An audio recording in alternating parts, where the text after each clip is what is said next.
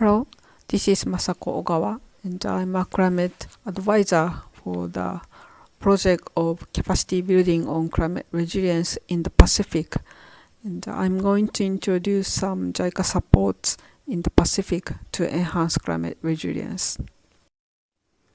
So this is a key message, and it is integration and mainstreaming are the keys to enhance climate resilience. And as you may know, Pacific is very vulnerable to climate change, and there is a constraint of the resources, and very limited resources are available, and they are facing many challenges. And the Pacific is taking very proactive steps toward integrated direction of climate change and disaster risk management. This is the major strategy of the Pacific, which is the framework for resilient development in the Pacific. And before 2015, it has one climate change framework and also disaster risk and reduction and management framework. And in 2012, the leaders decided, and it has supported to develop a single integrated regional framework, and it aims to make more efficient use of resources, and it is for more effective mainstreaming of risks into development planning and budget. As for institutional arrangement, in order to implement this framework, the Pacific has a resilience partnership, and it is comprised of representatives from countries and territories, civil societies, private sectors, regional organizations, and development partners. And it is to bring together and strengthen linkage among the communities of practice and broad range of stakeholders, and it is also promoting the exchange of experience and learning. So this is also a very important initiative by the Pacific. The leaders decided to have this center as a center of excellence, and the center is located next to the SPREP, and it was formally opened in September this year. And this center has 4 visions, including highly valued by Pacific Island countries and territories, as it provides practical support, knowledge, and training. And also it will lead to better decision making and innovative products which are increasing resilience in the Pacific. And it will have 4 functions, including knowledge brokerage, applied research, capacity building, and innovation. And as for human resources, including the manager and also the advisor for these functions, it will be supported by the New Zealand government. And also the building itself is supported by Samoa and Japan government. And I'd like to introduce another JICA support in the Pacific. And one is for meteorology services in the Pacific. So the output includes equipment systems and also trainings. And also some lessons learned is the project itself themselves should be resilient to extreme weather event. And actually in the Pacific there is a Met Services network, and if one country's service is damaged by the tropical cyclone, the another country's service will support and provide critical information for that countries. So this is the second or next project. It is under the implementation by JICA. And it is to recover the function of Vaishagano River Bridge. This bridge is quite important for Apia because it connects between the port, Apia port, and the central areas. And with this bridge, as you see in the output, that it is going to have a higher surfaces comparing with the old one, and also the materials are reinforced. So through this arrangement and also actions, the bridge will be enhanced against the flood and also sea level rise. As for flood experience, these pictures and the map shows that the flood map recreated by the JICA, and it is by damage is by the cyclone in 2012. And in order for the flood management, Samoa government, in cooperation with UNDP, is implementing a GCF project. And it is integrated flood management to enhance climate resilience of the Vaishigano River catchment. So with this project, as well as a JICA project, we are hoping that the resilience of this area should be enhanced. And the last project is the capacity building in the Pacific Climate Change Center. And this is agreed by Samoa government and the SPREP and JICA. So this project is for the Pacific countries and territories. And it aims to operationalize the function of the PCCC of capacity development, and it will provide 12 courses, 12 trainings in 3 years. And overall aims is the capacities on climate resilience in the Pacific region are enhanced. So now, taking into account of the regional strategy, which I introduced in the beginning, the framework of resilient development, and also in cooperation with the regional organization and development partners, we are now developing a more detailed training courses. So we are pretty much look forward to meeting with the people of the Pacific, as well as experts from the globe in the Pacific. So thank you very much.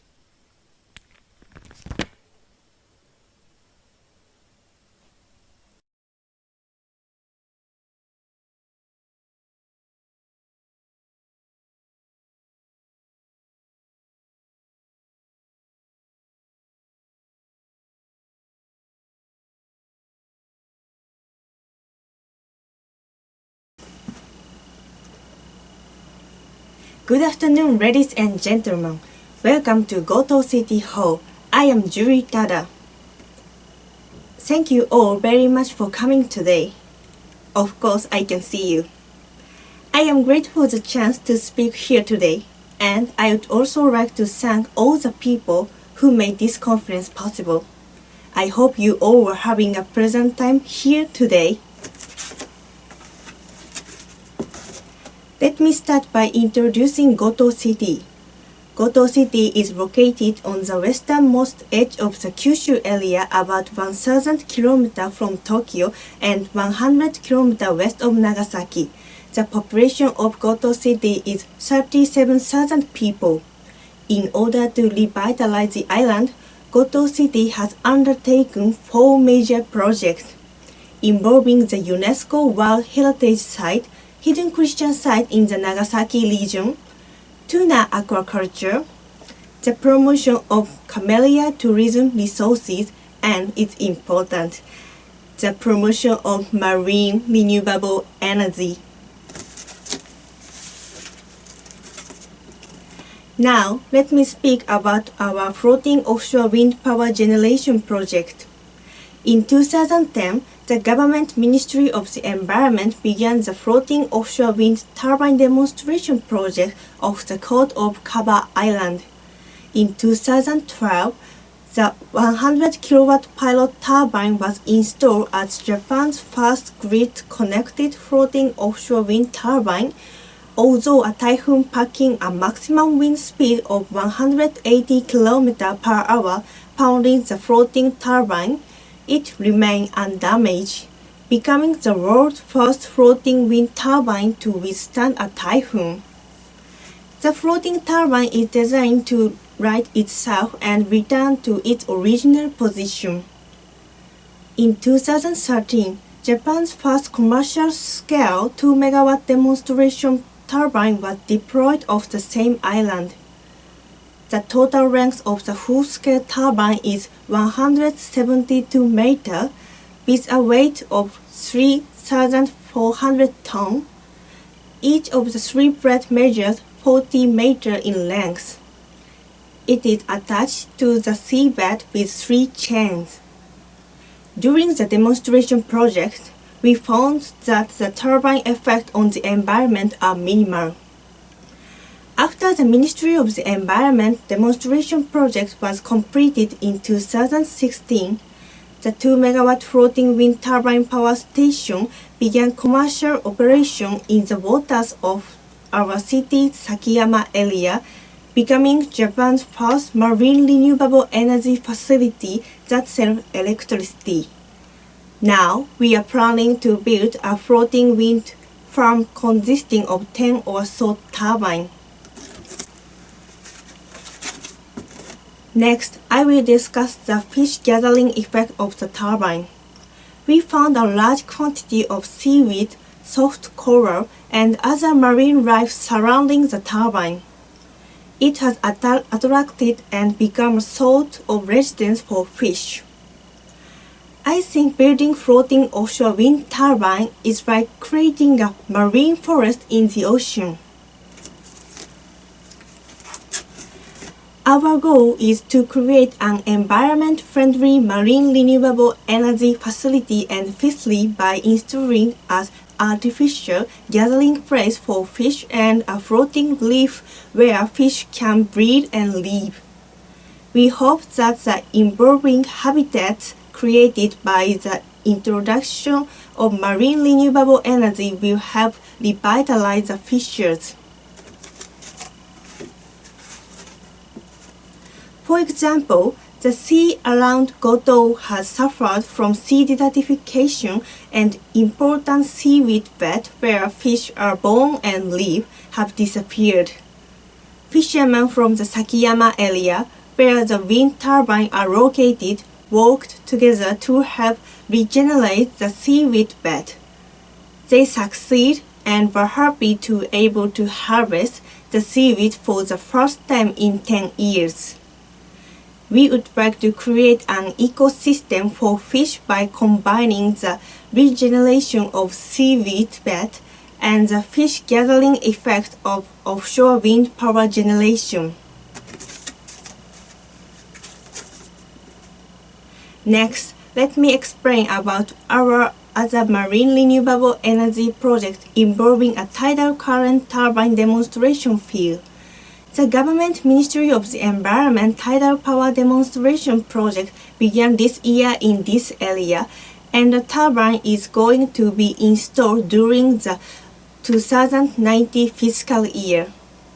During the demonstration project, our city will assess the impact of the tidal current turbine on the environment with an eye to applying this generation method to commercial application in the future. Finally, let me talk about the hydrogen project. Fuel cell boat powered by hydrogen was developed and a demonstration project for the boat was implemented. We have started a feasibility study using this fuel cell powered boat fishing vessel. The day may come when we are able to catch fish using fuel cell powered boat. To finish things up, let me give you a summary of my presentation. At Goto City, we are determined to use marine renewable energy technology to protect, preserve, and make our beautiful island even more environmentally friendly for our children and future generations. Our city effort may be small, but we will continue developing environment-friendly renewable energy until we find a balanced relationship between the environment, energy development, and regional economic growth that brings prosperity and happiness to Goto citizens and future generations. Please come and visit us in Goto City. Oh, sorry, you're in Goto right now. And see firsthand our effort to actualize the rich potential of our island.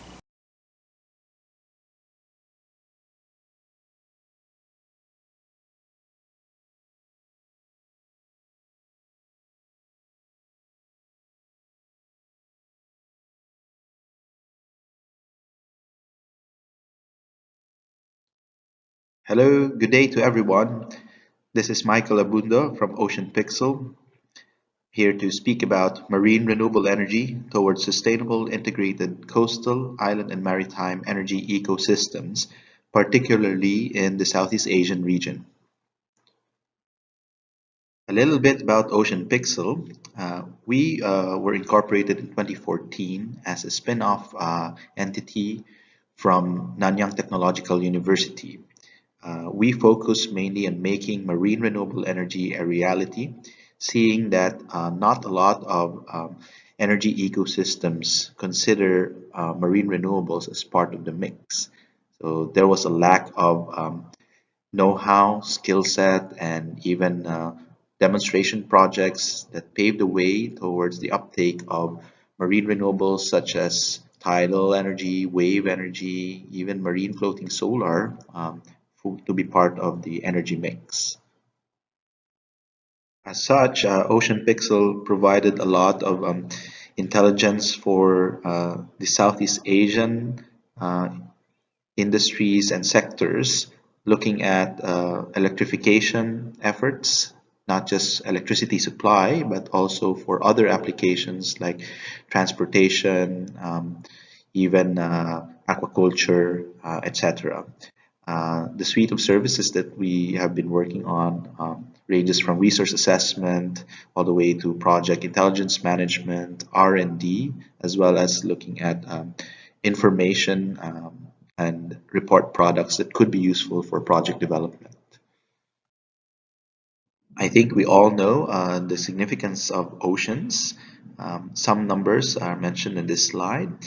Um, the oceans being 70% of the Earth's surface, which produce 70% of the oxygen in the Earth, where 40% of the world's population live within 100 kilometers of oceanic coasts, and 10% of the world's population depend on fishing for livelihood. This has paved the way towards looking at blue economies to be really sustainable ecosystems.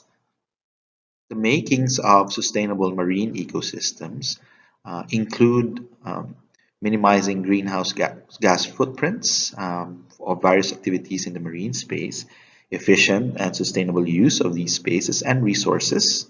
We strive for minimal impact on the marine environment by human activities, and as well as continued monitoring and regulating of interactions between human activities and the marine environment. The means for doing so is outlined here, and this is aligned with the Sustainable Development Goals.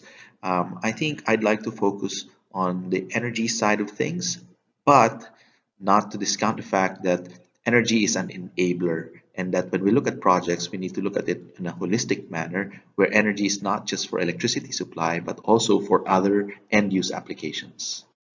As such, a lot of the projects in Southeast Asia that we have looked into doesn't just look at sustainability, but also electrification and digitalization.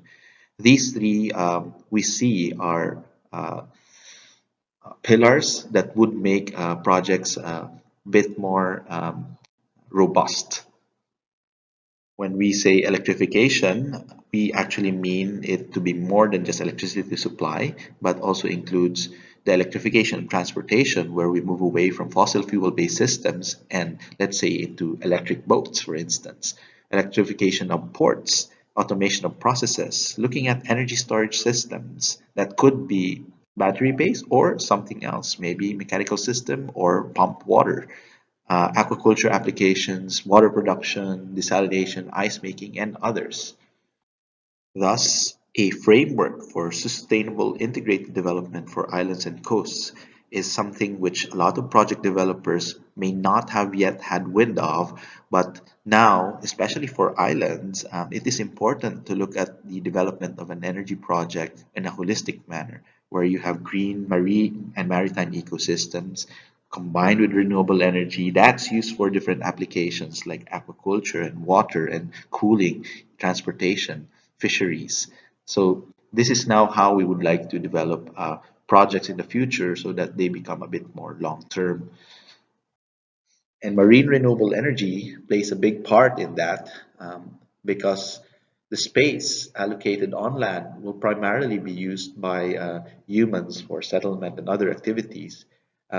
Fishing is probably the main thing that is utilized in terms of resources offshore or coastal, but energy is also another thing that we could look at.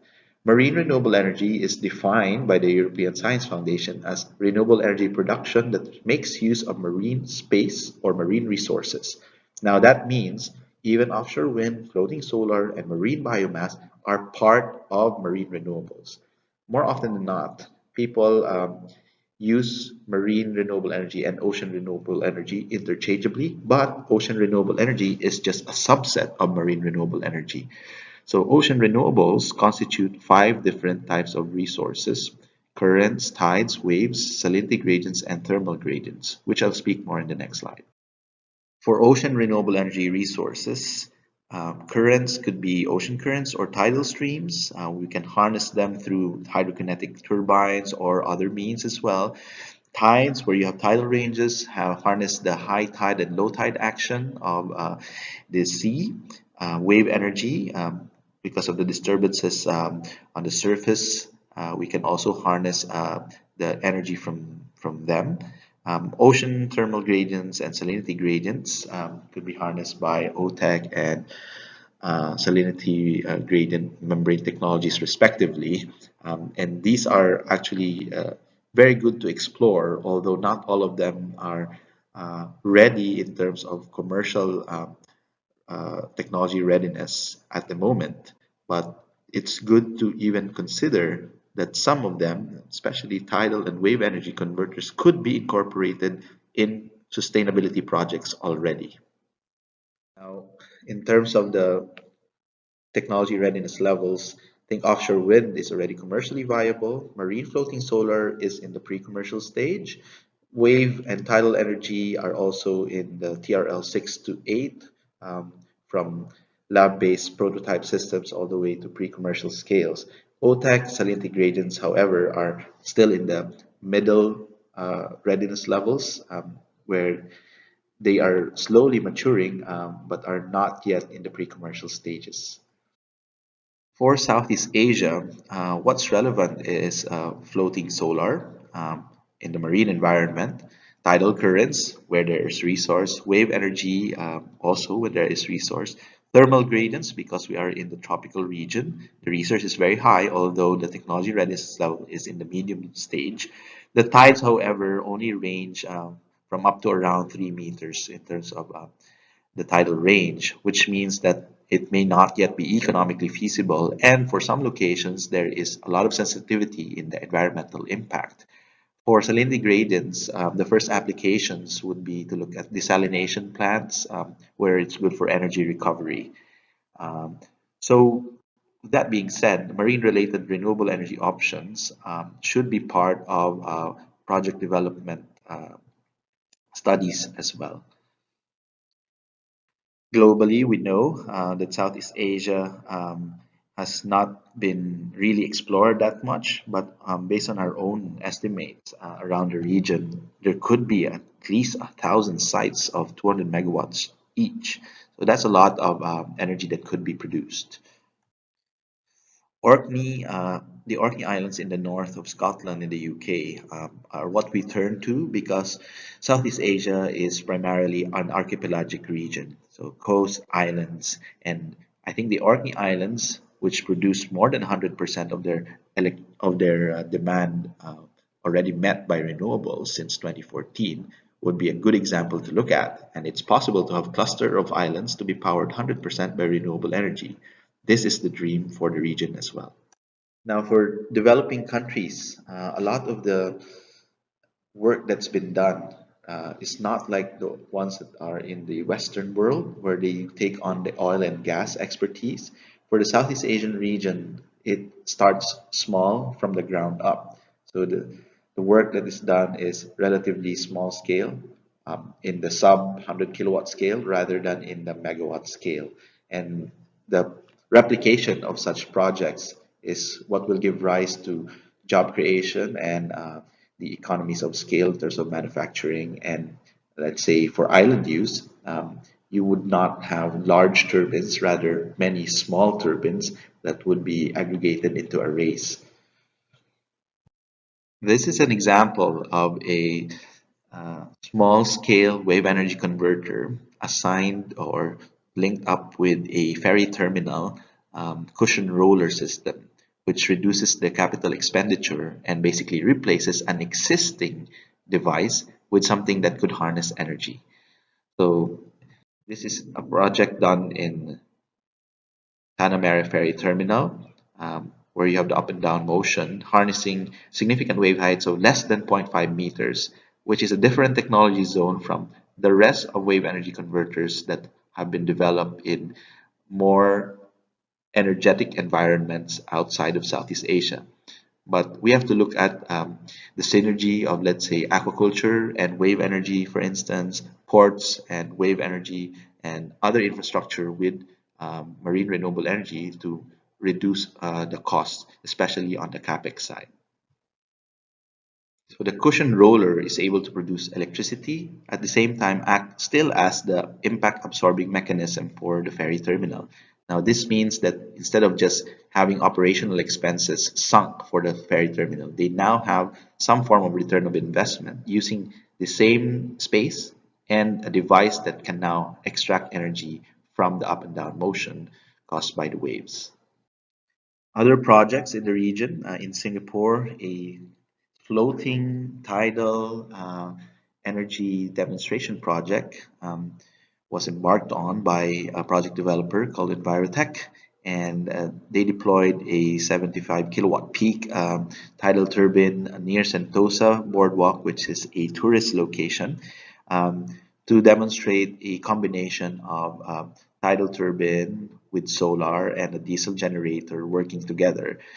This could be the future of a floating renewable energy power plant for islands that could be moved in and out as needed, or maybe multiple arrays that is produced locally to power up coasts and islands as needed. An implementation of a hybrid microgrid using tidal power was also done in Indonesia. This is the same turbine 75 kilowatt peak that was integrated into a 2 megawatt previously diesel only microgrid, and the locals had decided to use a floating barge, which actually they utilize already for their work, um, coupled with a frame that was produced locally as well to mount the turbine, and a cable back to shore through the air, which is not typical for marine offshore projects, but This is 100 meters offshore, and this is a local implementation that they themselves have thought of. This project was a case study to look at hybrid systems for island microgrids that actually maximized um, solar, tidal, diesel generators to yield a levelized cost of energy that was 20% um, less than what was previously the cost of electricity. So hybridized systems is the way to go when we want to look at optimal production for the optimal price. Now, ocean energy could have different types of configurations depending on the devices. I just show here some tidal turbine configurations that could be jetty-based, floating system-based, semi-submerged, or seabed mounted. So you can think of applications that are even beyond this, like for instance, vessel-mounted systems.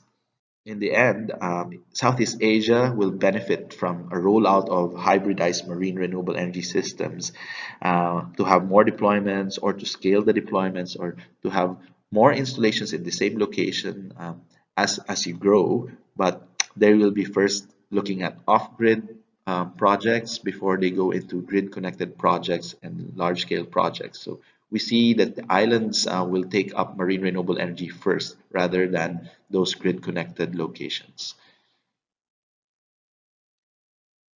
All of these various efforts, even though these pilots may inform the future work, really leads on to seeding the sustainability hub stage of an enriched regional ecosystem that doesn't just grow the electricity production part, but also the support ecosystem around it. Marine, offshore, maritime, logistics, clean technology, intelligence, which can yield new products and services for various industries and sectors. So the customer mix would not just be to apply renewable energy, but also look at benefits in aquaculture, shipping, ports, offshore, oil and gas even, and others. So customer segments may vary, but all of which need to be part of the project to develop it holistically. Some pilot projects that are being considered in the region are looking at marine renewable energy, wave tidal, marine floating solar, microgrids with energy storage, test bedding of innovations through business models as well, transportation, ice making, water production, and integration with ports, marinas, and bays. Some key takeaway points. Marine renewable energy is coming up. We need to have a market supports, maybe feed-in tariffs or other incentives that could accelerate the progress. Clean electricity from the ocean is just one aspect. There are also benefits in the blue economy by generating jobs, industries, and other benefits. In summary, even though marine renewable energy options exist, not a lot of people know that yet, green and marine maritime ecosystems are the mindset that we should go for, which will support the growth of the blue economy.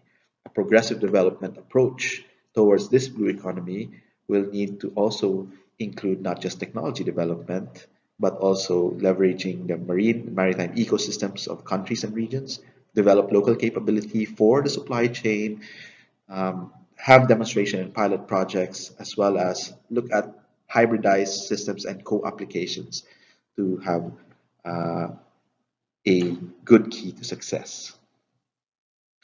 And for Southeast Asia, marine renewable energy opportunities could be realized if there were some key steps like strategic marine renewable energy resource assessment, a marine spatial planning, some pilot demonstrations, pilot projects, an industry development roadmap, perhaps survey of the human resource capabilities, as well as outreach and awareness programs. Now, this is something that we need to replicate not just in per country, but on a regional level as well. Thank you very much.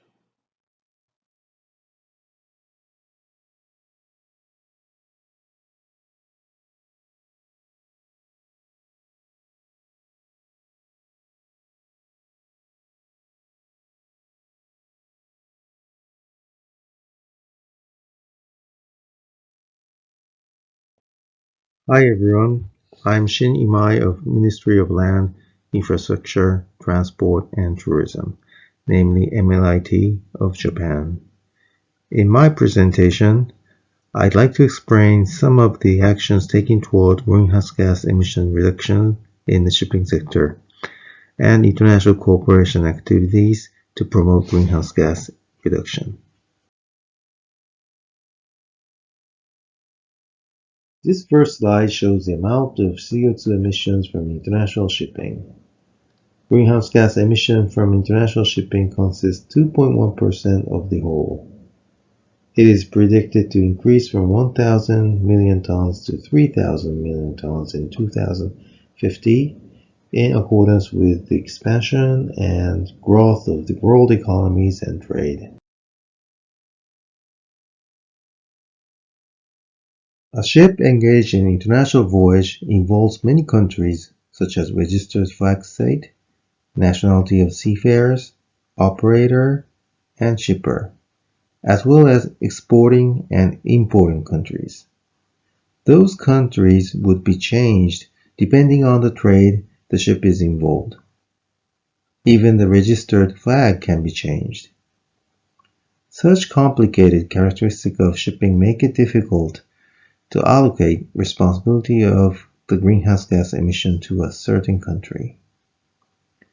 Therefore, international shipping cannot be controlled by the UNFCCC Paris Agreement, under which each country decides reduction target and take action by its own discretion. If a country sets a stringent limit or target, ship would change its register to another country where a more relaxed ship limit is applied.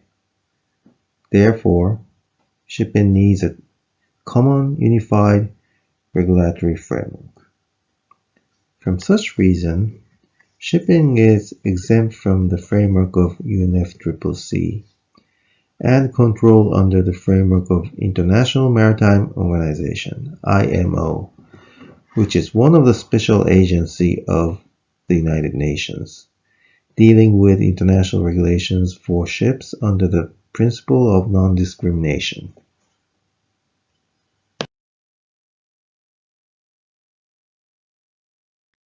IMO adopted the greenhouse gas strategy in April 2018.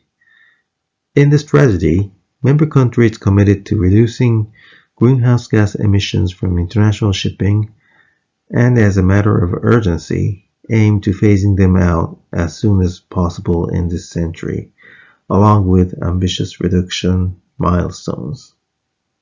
The short-term ambition is 40% reduction per transport work by 2030.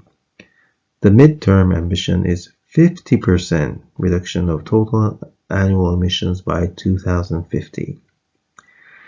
Japan has been contributing to the IMO's actions to reduce greenhouse gas emissions.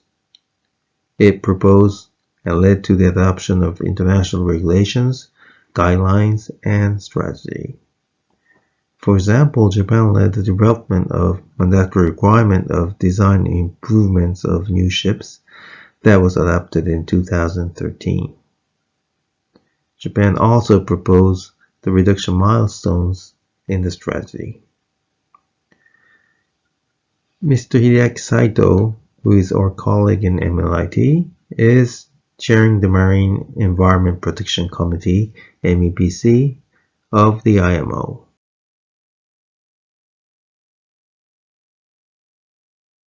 Japan is one of the major shipbuilding countries and has been developing and supplying efficient ships with various new innovative technologies in collaboration with the industry, academia, and the government. We will continue these efforts with a view to achieve zero greenhouse gas emissions from ships.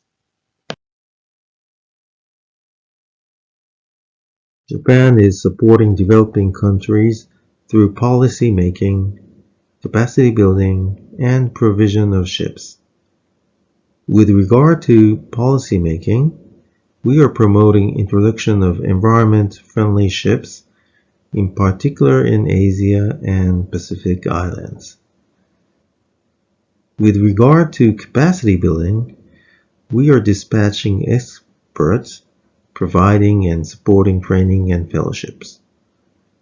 One of the Japanese NGO, Nippon Foundation, is providing fellowship program with World Maritime University, WMU, and the International Maritime Law Institute, IMLI. It has supported more than 1,200 alumni from 140 countries. Japan, as a major shipbuilding country, is supporting introduction of innovative and energy-efficient ships through ODA programs. Here, I would like to inform you one of the projects Japan is promoting these years. It is the Green Ship Strategy Project, which was launched in 2016 to promote environmentally sound ships in ASEAN area. This project consists of two phases. First, development of policy inventory, which will be a guidance to promote green ships. Second, implementation and sharing progresses, which will be feedback for improvement of policy inventory. The strategy will be endorsed at the 17th ASEAN and Japan Transport Ministers meeting scheduled in November this year. Finally, I'd like to summarize my presentation. IMO is committed to aim phasing greenhouse gas emission out from the international shipping in this century, and taking actions actively through development and implementation of internationally unified mandatory measures. Japan, as a major shipping and shipbuilding country, will continue its contribution to tackle climate change through development of advanced marine technologies, international rulemaking at IMO, and international cooperation, such as capacity building of developing countries. That's it of my presentation. Thank you very much.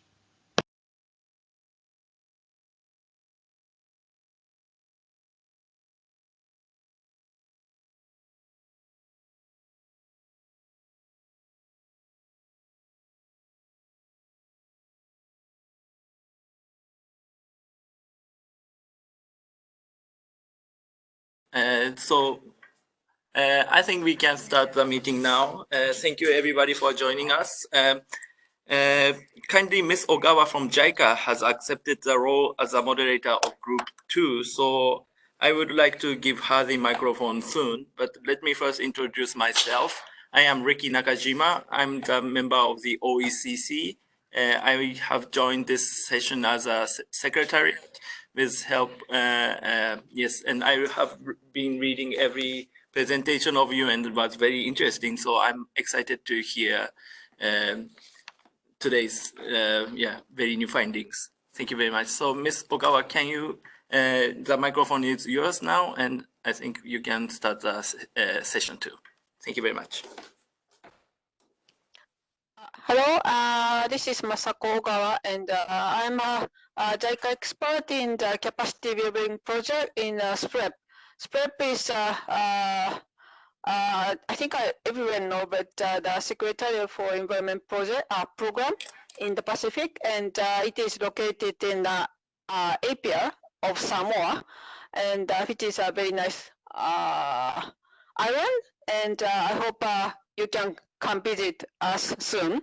And my role here now, and first I try to present some summaries of presentation, and it will be the 15 minutes, 20 minutes. Then there's a discussion among the panelists, and so I try to invite all the participants provide some questions or comment for others presentation. Then I'll go to the discussion among all the participants. So I hope, I don't know how many are joining this meeting, but I'll try to invite a question and comment from audience. So for the first panelist, presentation is Ms. Gamboa from REA. I think I pronounced well. And the title is Ecosystem-Based Adaptation in Sustaining Small-Scale Fisheries and Coastal Communities Resilience. So she introduced the EBA, Ecosystem-Based Adaptation Initiative, in more than 900 coastal municipalities. And it is quite huge. And the Fish Forever program supports communities for sustainable fishing with multidimensional support, including education. And I found that the right to fish with responsibility of protection and conservation of the ecosystem is, I think, a great approach. And there is a chance to be one of the model cases for the coastal communities with small-scale fisheries. So secondly, maybe I'm too quick, but I think we have enough time for discussion. And also later after my, I'm sorry that Secretary, you should, thank you so much. So the next one is from Mr. Toriano, Marine Research Center, Ministry of Marine Affairs and Fisheries, Republic of Indonesia. And his title is Towards Sustainable Blue Carbon Strategy in Indonesia. And actually, I'm in Indonesia for 3 years, more than 10 years ago, but I very much appreciated his presentation. And he actually presented blue carbon research and its result, including the ministry's relevant activities, such as mangrove rehabilitation and coastal protection. And he also introduced sustainable blue carbon strategies. So the secretary now shows that the front pages, and if you go through that, I think you already have, and he introduced the research activities and also the result. And his presentation, he presented that blue carbon research is very important for support of ecosystem-based GHG reduction. And we think that as Indonesia coastline has the large distribution of mangrove in the world, and restoration of those ecosystems is very important for action against the climate change. And so it goes to, so now he presents the screen, presented that, yeah, so the result, and also integration of the LIPI and Marine Research Center data on blue carbons. So I think those kind of the data management is quite important for science-based action. And so every climate change activities like adaptation as well as mitigation, because of the climate change, we understand that the uncertainty is quite large. So those kind of science data and the science-based knowledge is quite important for our both actions for adaptation and mitigation. And of course, they, as I said, that they introduced his policy and strategy, sustainable blue carbon strategies, and with engaging Ministry of MOE and also the national planning agencies. So those strategies will support actually that actions on the ground. So I think from research to also from research to action or policies are quite important to enhance the climate resilience. So also mitigation as well. So that we really appreciate this initiative of the Indonesian government. So may I go to my presentation, I think. So yeah.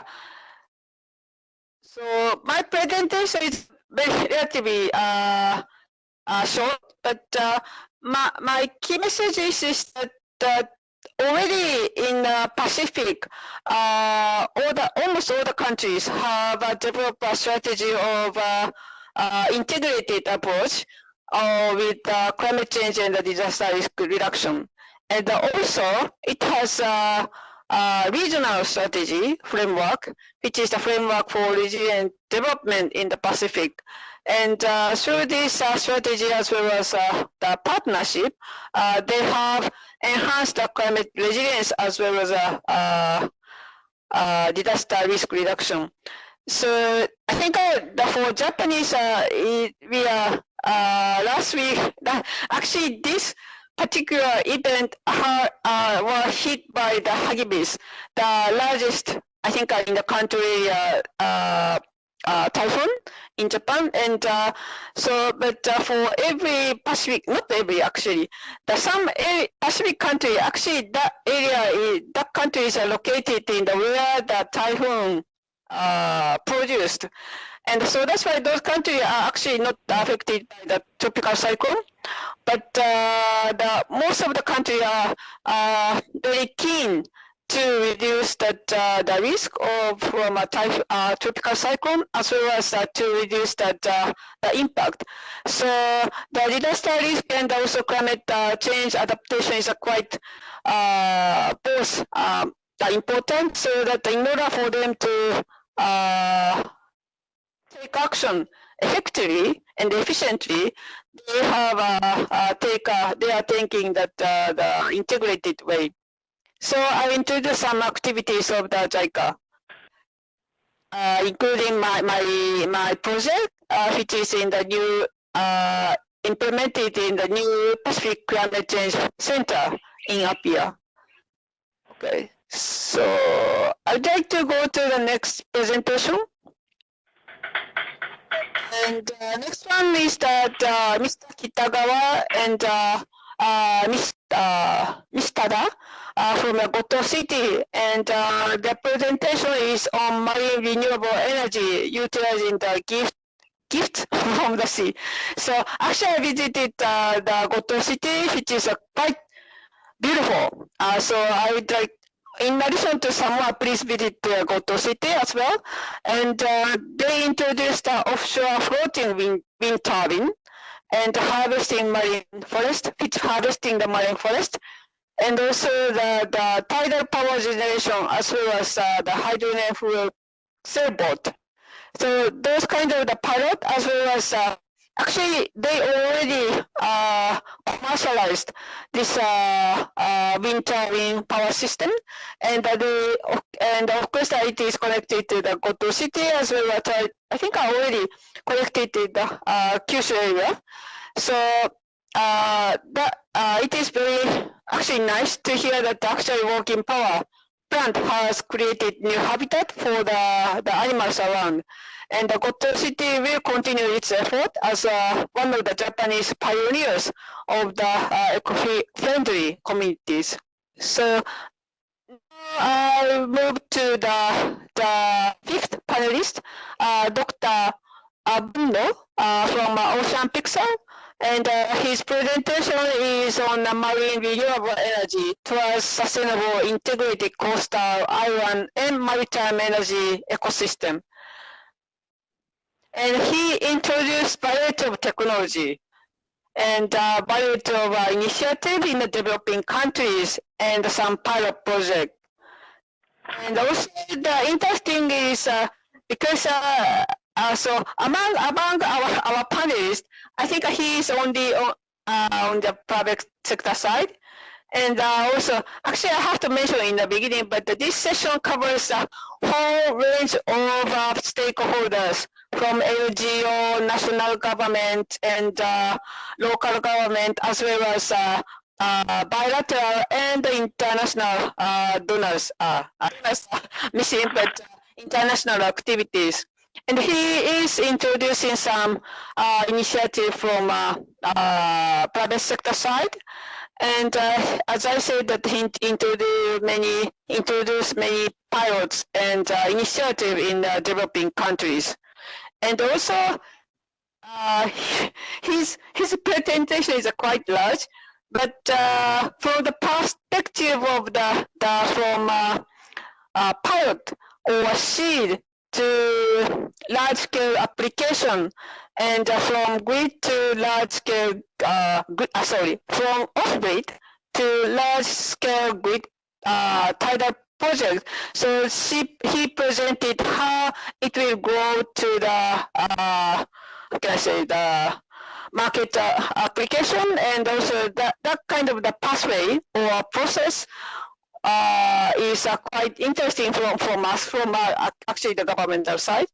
And also he mentioned that the marine renewable energy become hot topics near future. Actually, it is already quite hot, and especially for those Pacific countries. And another thing is that the market support for the technology is the key, of course. And it is expected that the market will find new ways to fund those young technologies. And of course, the market is important, enough market as well as a successful pilot, because we have to convince that developers or investors.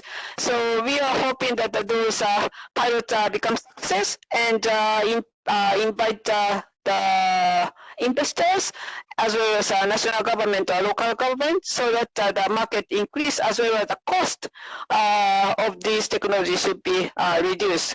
Otherwise, it might be difficult to gain the more larger market, I think. Yeah, the slide I'm pretty much interested in, from seed to larger market and applications. So may I move to the last panelist, which is Mr. Imai.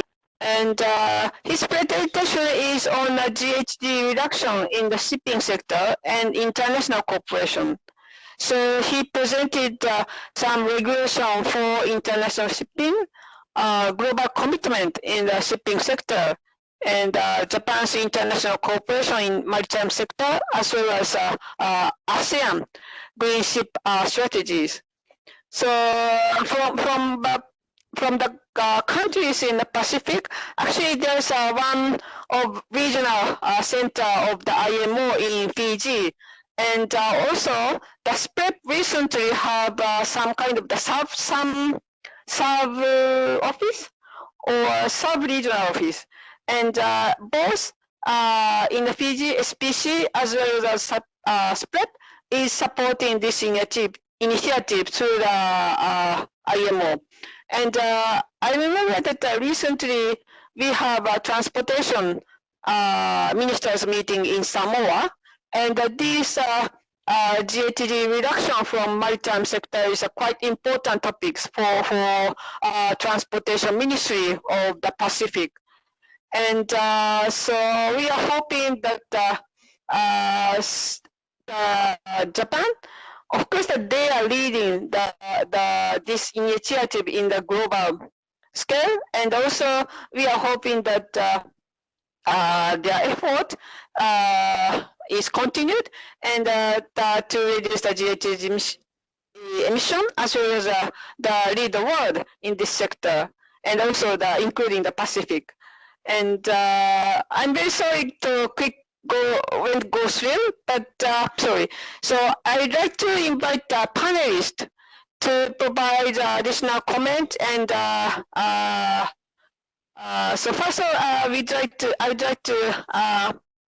invite the panelists for comments or additional how can I say information to your presentation. Hello. Hi, this is Michael. Hello. Hi, yes, this is Michael Abundo. Thank you very much for summarizing the presentations. I think you did a really good job of giving us the content summaries of each of the panelists. So I'd just like to maybe throw a comment in there. In terms of climate change mitigation and adaptation, I noticed that at least for this session, we were looking at some carbon capture, natural carbon capture, so mangroves, for instance. We were looking at shipping as maybe carbon emission reduction opportunities, looking at blue economies and renewable energy to contribute towards mitigation and adaptation of climate change. In terms of the Asia Pacific region's priorities, what do you think are efforts being done on a regional scale, and are those efforts also properly coordinated? If so, by which body? Because there seems to be a bit of confusion sometimes as to who coordinates regional efforts. Could you comment on that? Thank you. Are there any panelists who can contribute his questions? What the priorities and how coordination will be implemented, or how the coordination should be improved? I think from my very short experience, because I'm here in PR since July, so only several months and 4 months.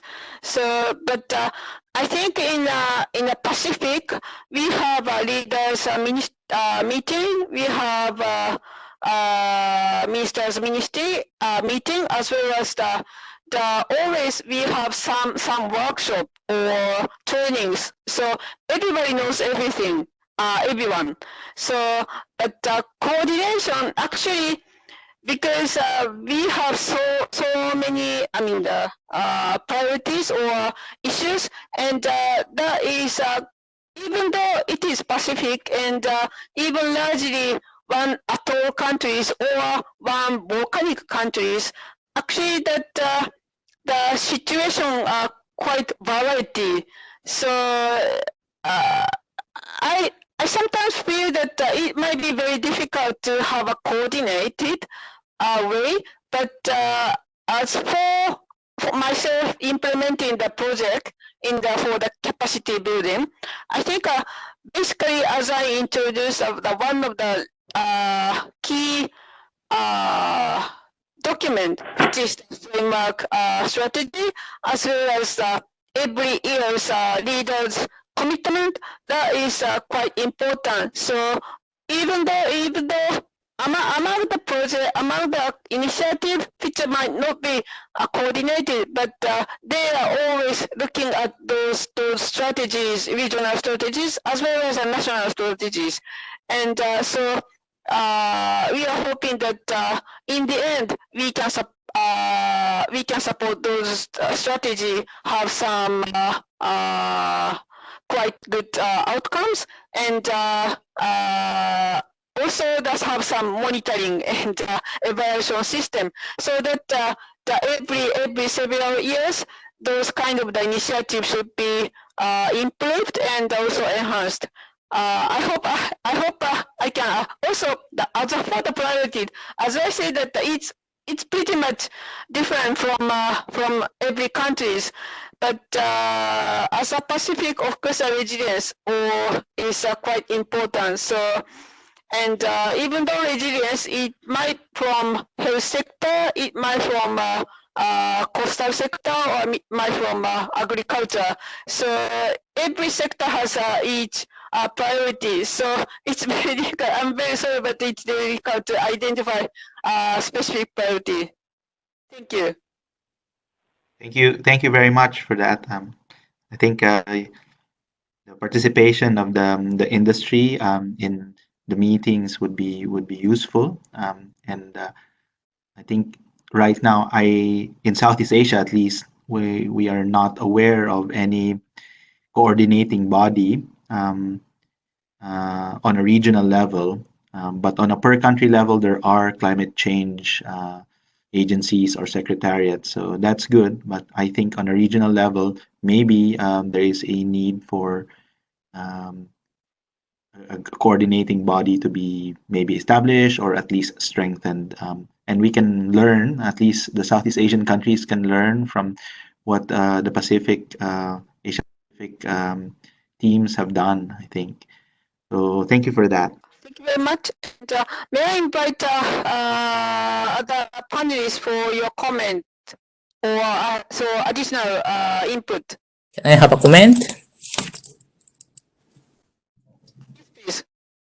I think what do you think is a bottleneck for spread your initiative for all members in this panelist to cultivate or spread your thinking or idea for further your initiative. I wondering, are there any need to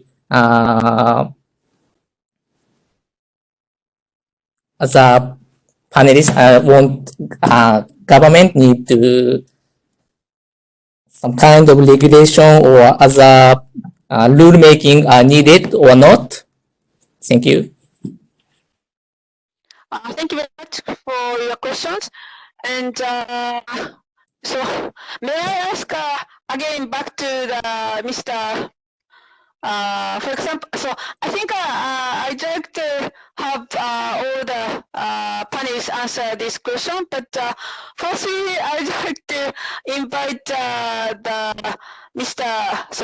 Bundo, because you are from private sector, so I do believe that the regulation or government support will be helpful to enhance that market. But can I have your insight on the or some comment on the question? Thank you. So, if I understood the question correctly, you're asking whether or not government regulation or what kind of government regulation would help improve climate change adaptation and mitigation. And also, question is on the bottleneck. The So bottleneck. what is the barriers if you try to enhance the or to introduce your technology to the market?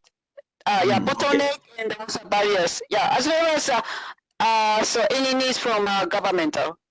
Okay, yeah. So I think the main bottleneck for, let's say, marine renewables or any other novel or innovative technologies to help with climate change adaptation and mitigation boils down to three things. One is a funding.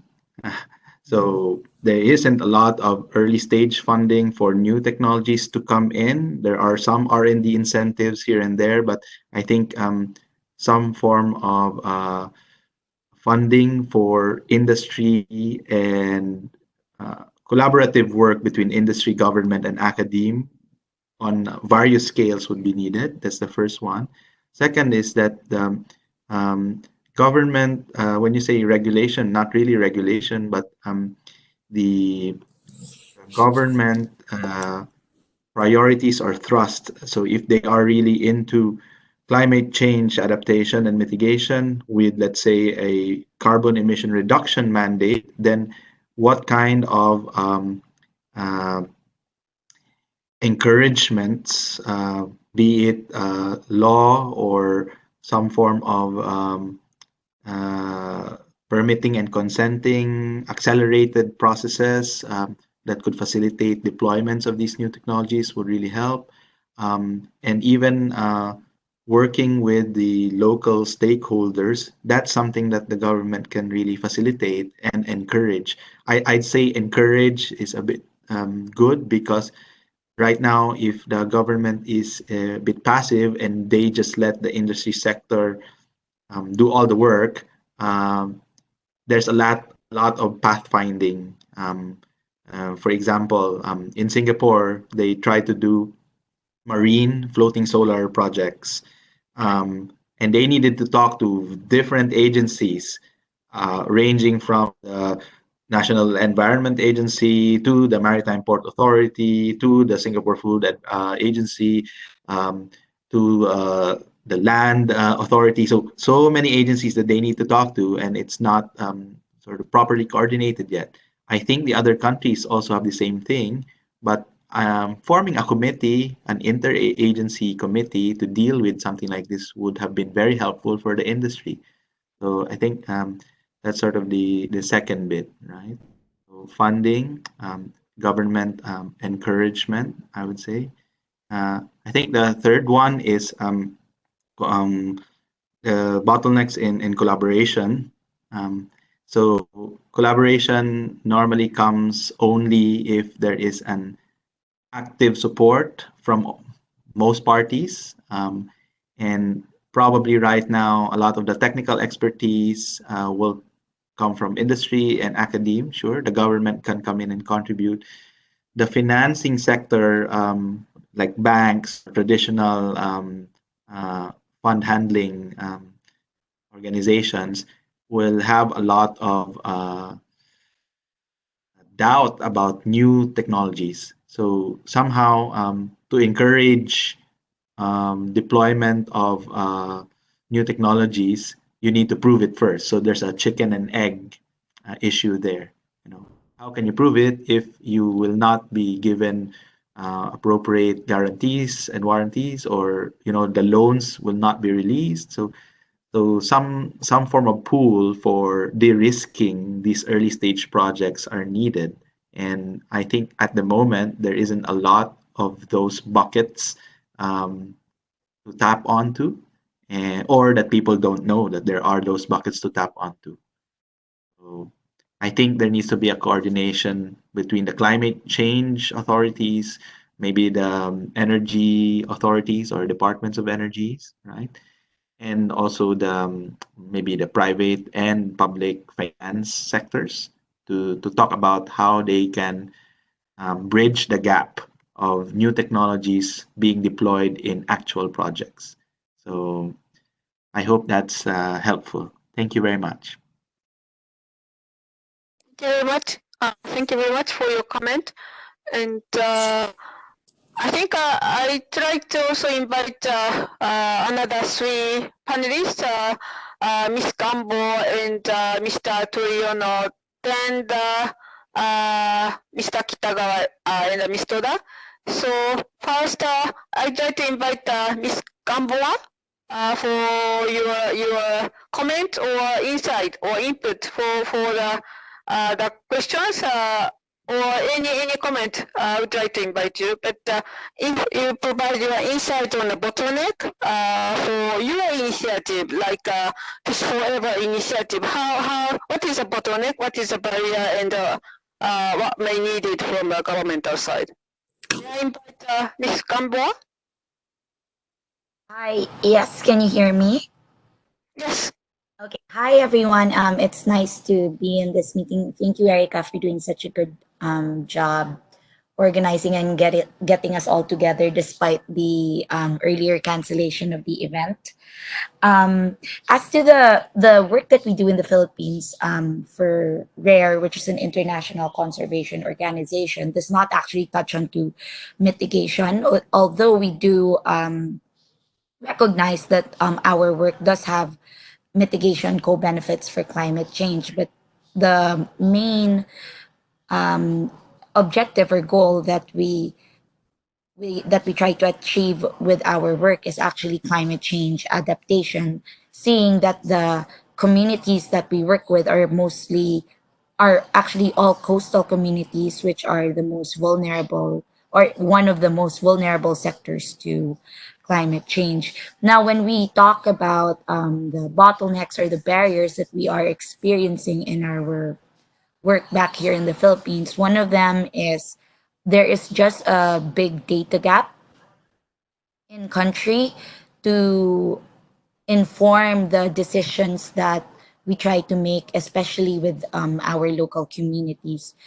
The legal framework for climate change planning in the Philippines is actually already institutionalized, where there is a mechanism under the Climate Change Act of the Philippines that requires the Climate Change Commission, which is the policy-making body of the Philippine government on climate change, to enact or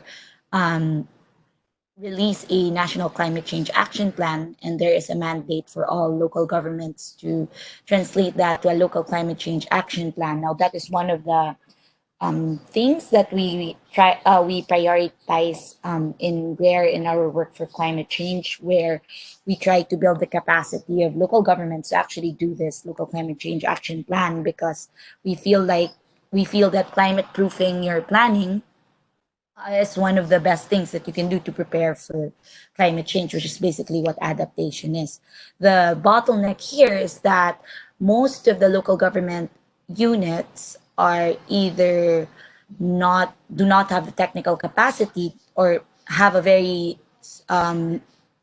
low to medium understanding of climate change or climate change adaptation in particular, and also they are just severely understaffed considering budget constraints of local government units. A lot of the local government units that we work with are either third class, fourth class, or fifth class municipalities in the Philippines, meaning that they earn very little in their income as a municipality, and also at the same time, they have a small share in the fund of the government, considering that they are a lower class municipality. Another bottleneck besides that is really also institutional memory or knowledge. We have our chief local executives of the local government units, they are replaced every 3 years. So we find that a lot of the time that we are able to work with these local chief executives are spent on their learning curve. When they are newly elected, we have to build relationships again and we have to explain the project again. We are lucky enough if the replacement head of the local government unit is already familiar with the work that we do, or even more lucky if we already have his support.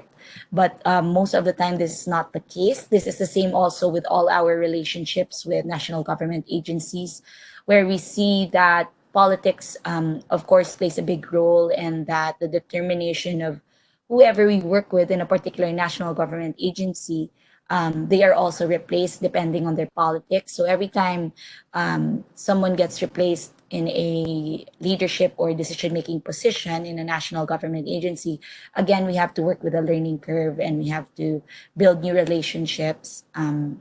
And we have seen this happen a lot, and it has significantly slowed down our work. Also, understand just in a general sense, the level of awareness and understanding in government agencies on climate change, although it has increased significantly in the past years, we have also seen that it is not as much as a priority as we would want or need it to be. We have a lot of government agencies that have not operationalized or institutionalized the climate change office. And personally, coming from or on the side of RARE, coming from a civil society perspective, a challenge as well, this might not be, it could be governmental, but more so the continuity of our programs is contingent on the financing that we receive.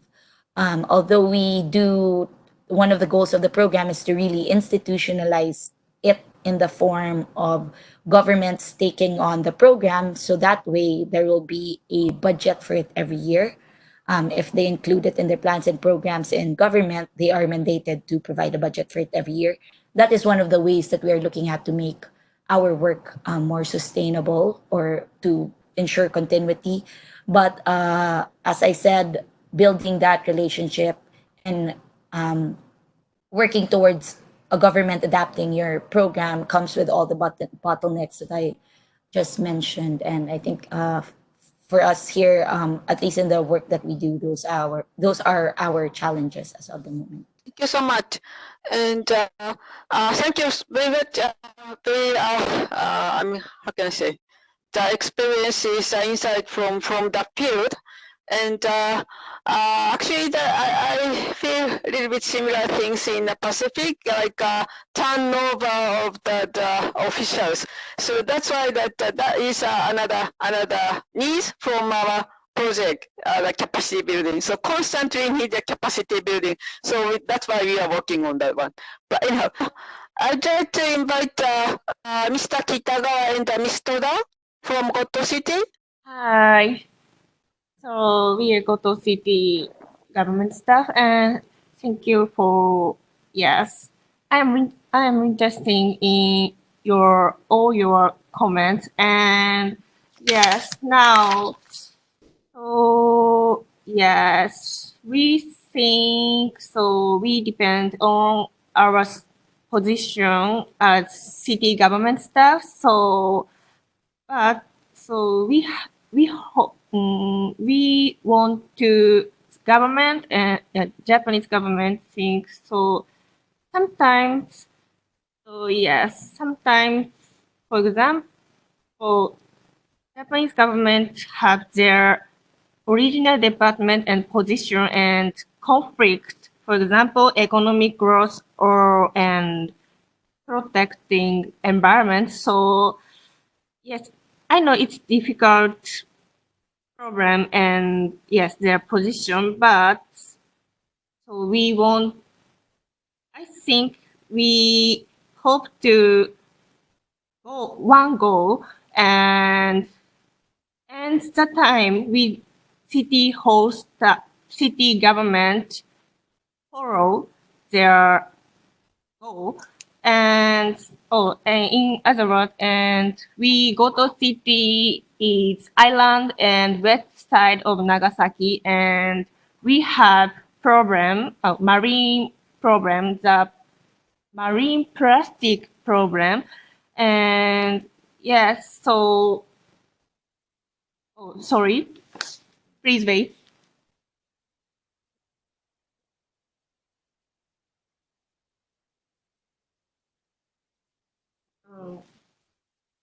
So we think so. Oh yes, it's difficult to explain. Sorry, and finally, yeah. So we think to protect fish from marine plastic garbage yes. So we go to city introduce renewable energy. So my presentation and yes. So we think renewable energy have many positive effects. Of course, environment, but so our city population is lower and lower. So we hope to introduce renewable energy to continue employment creation, and yes, we feel renewable energy possibility, and of course environmental feel, but so yes, we hope to introduce to renewable energy to revitalize the island. Sorry, sorry, but it's my opinion. Finish. Thank you so much. Because of the time, I have some comments on that one, but from a Pacific side, I think because our project is the capacity building, so so far it's okay. But in the end, through the capacity building, we are hoping that all the trainee can support their initiative.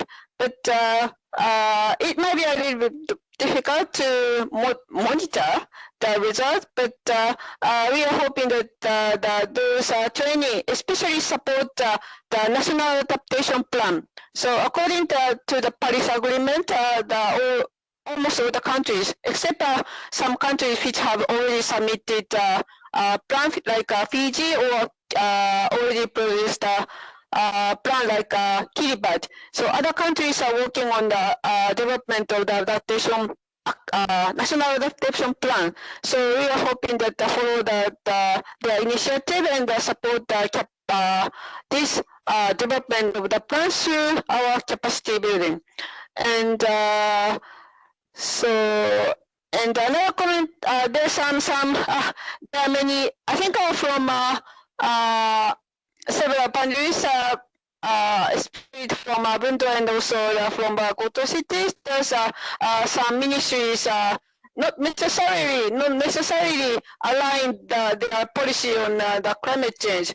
At least I do hope that, of course, from Japan, we have a 2050 strategy, and also some countries are working on the long-term strategies. So through those processes, we are hoping that they are more clearly presented the strategy, natural strategy on the climate change. And through that strategy, we are hoping that they actually implement the strategy so that those can be supported by the local government as well as NGOs and private sectors, so that those activities are aligned and actually contribute that GHG reduction as well as climate resilience. So that is kind of the very short summaries. But so remaining less than 15 minutes, but I'll try to invite participants.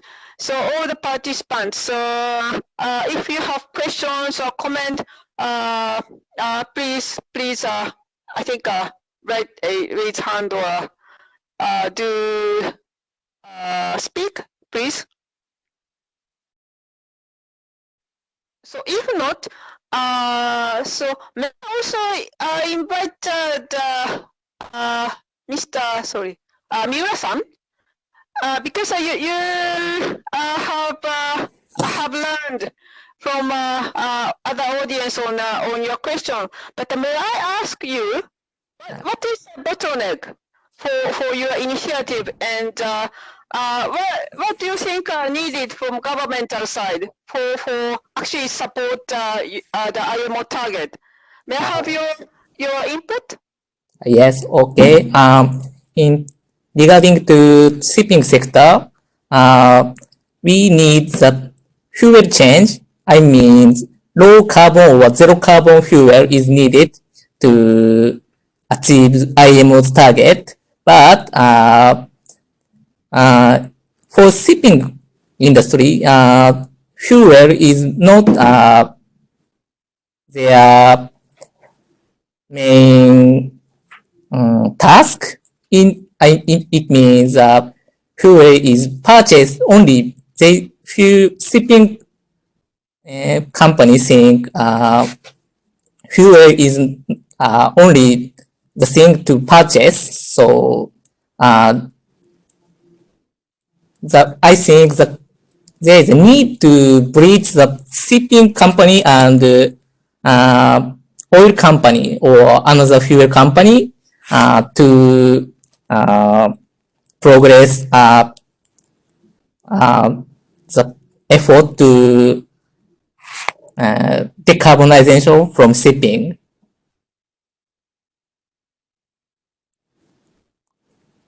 Okay.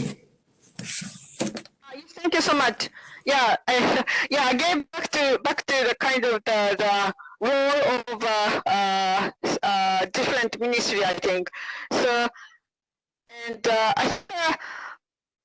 in the Pacific, because relatively the governmental size is small, and actually that the one ministry have several duties or responsibilities. In that case, that if for example, one ministry is environment and climate change, and also disaster and meteorological and etc. So it seems to me that if you are actually that with the small, even though one official have multitask, so they are quite busy, but it seems to me that that kind of the coordination looks easier. But when the government getting bigger and economy getting bigger, and it seems that much coordination or much how can I say, dialogue, or as you said, that the bridge among those different authorities seems quite important, becoming is quite important, and for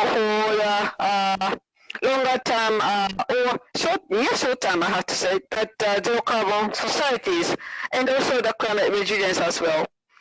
And so I think another 10 minutes we have left, but may I have from all the participants as well as the panelists, do you have any comments or questions or input?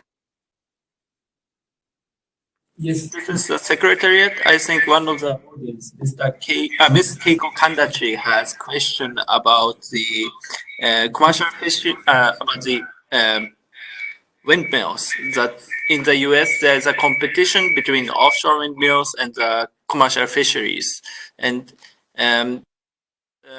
for them it is a problem of the conflict interest. She's asking if there was any solution for Japan. I think it's a direct question to Goto City. Hi, so it's Goto City, and now I read Ms. Keiko's Ms. Keiko's question, and answer is so research